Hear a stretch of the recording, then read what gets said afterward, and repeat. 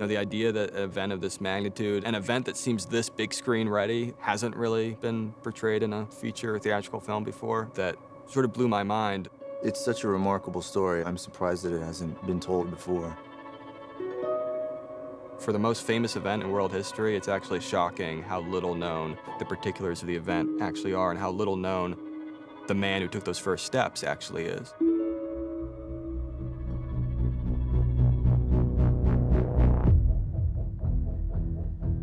Set. And background. Lena's just a little steadier. Let's do one more set of those looks, Ryan.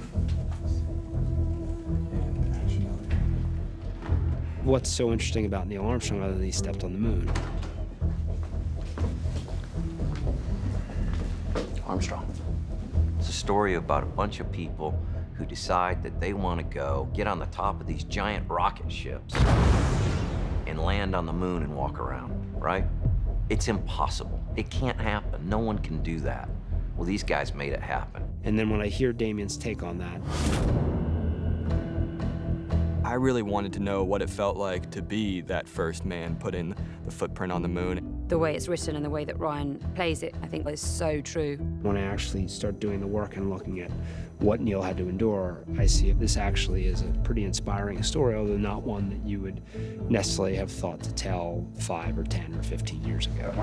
Someone so well-known could still be so unknown. That seems strange. He did avoid the limelight. He was extremely humble and deeply focused.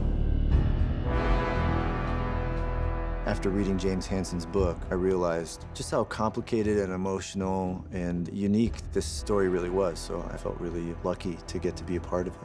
I wouldn't have wanted to do this if I thought somehow we were violating Neil's legacy in some significant way or the family was totally against it, and they haven't been. I think he was reaching a stage in his life where he thought maybe a movie would help ignite interest in space in a way that he felt like it wasn't at the time. Because I know that the commitment of Josh and Damien to getting it right, getting it as authentic as possible.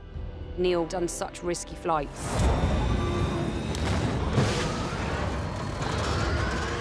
It sort of required Damien's initial instinct of this is where the story is. The story is sacrifice. The story is grief and loss. The story is the sweat and tears and blood. It needs to be shut down. It's the best simulation we have. And I think the whole point about this movie is that you're moving through time with Neil as he's progressing to the ultimate goal.